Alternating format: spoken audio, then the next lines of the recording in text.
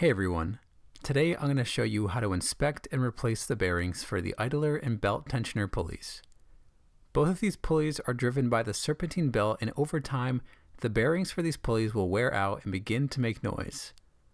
I personally replaced these on my car because I was hunting down some noise coming from the engine bay.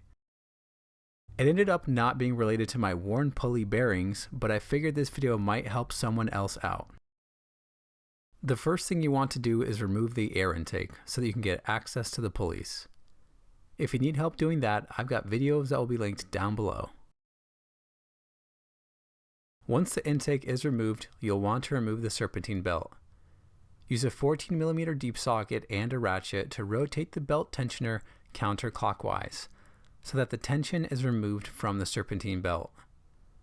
Once tension is relieved, pull the serpentine belt off all the pulleys. With the serpentine belt off, you can now inspect the idler and tensioner pulley bearings for wear. The tensioner pulley is the pulley attached to the serpentine belt tensioner, and the idler pulley sits in front of the center of the engine. The first thing you want to do to inspect the pulley bearings is to inspect them for play by wiggling them from side to side. Listen to how much play there is on my tensioner pulley.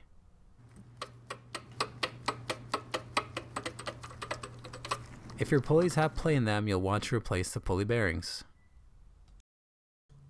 The second thing you can do to inspect the pulley bearings is to simply spin them by hand. A pulley bearing in good condition should be almost silent.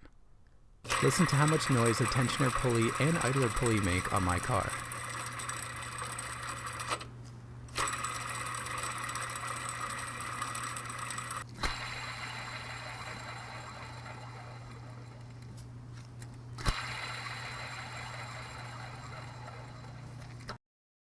If you find your pulley bearings making noise, you'll have a few options. If you want to go OEM, you'll have to buy the entire pulley. Honda will not just sell you the bearings. If you're willing to go aftermarket, you can buy brand new bearings for about $3 each and then replace them yourself. The tensioner bearing is a 6203 LHX3 and the idler bearing is a 6203 LU.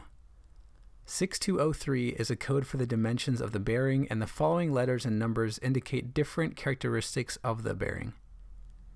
Based on anecdotal evidence from users on S2KI, the 6203 2RS seems to be a good low-cost option as well. The 6203 2RS stands for 2 rubber seals and should withstand around 16,000 RPM. If you're replacing the pulleys or the bearings, you'll have to remove the idler and belt tensioner pulley.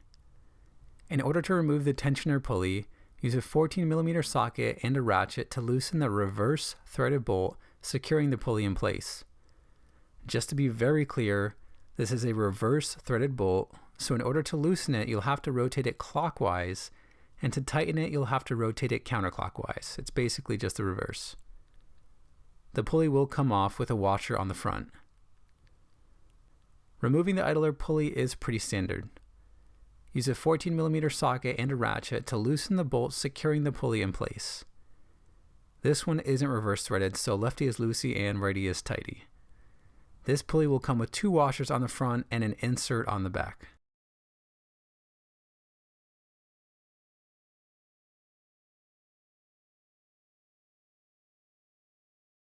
Once the pulleys are off the car, you can replace the bearings or the pulleys themselves.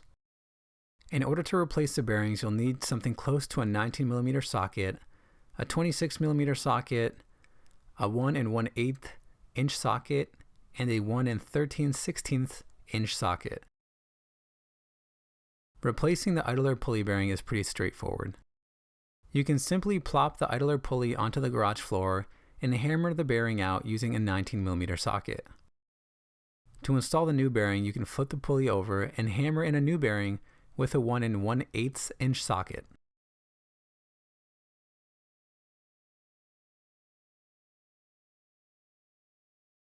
With the belt tensioner pulley, you have to be a bit more careful. Some users have reported that the pulley edges can crack when hammering out the bearing, so in order to prevent this, you can support the pulley body with a 1 13/16 inch socket. Once the pulley is supported, you can hammer out the bearing with a 26mm socket.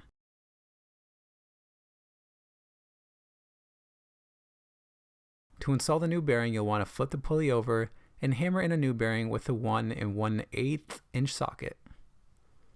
Once again, you'll have to support the pulley body with a 1 13/16 inch socket.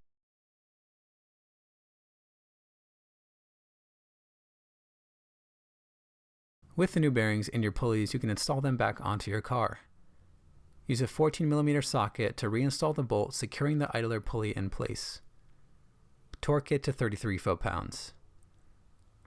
Then use a 14mm socket again to reinstall the bolt securing the belt tensioner pulley in place.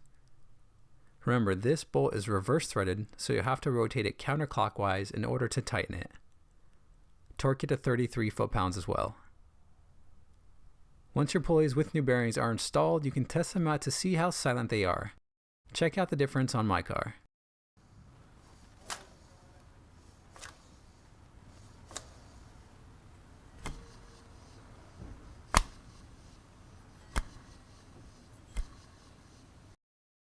Next, you'll have to reinstall the serpentine belt.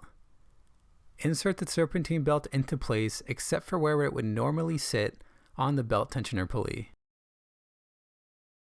Then use a 14mm deep socket and a ratchet to rotate the belt tensioner counterclockwise so that there is some clearance for you to slip on the serpentine belt.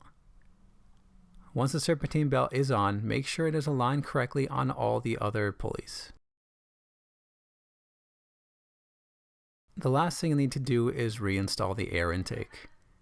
If you need help doing that, I've got videos that will be linked down below. And that's it. Hopefully this video helps out some of you out there replace your pulley bearings. If you like this video, give it a thumbs up and smash that subscribe button if you'd like to see more. As always, feel free to leave a comment down below with a video you'd like to see in the future.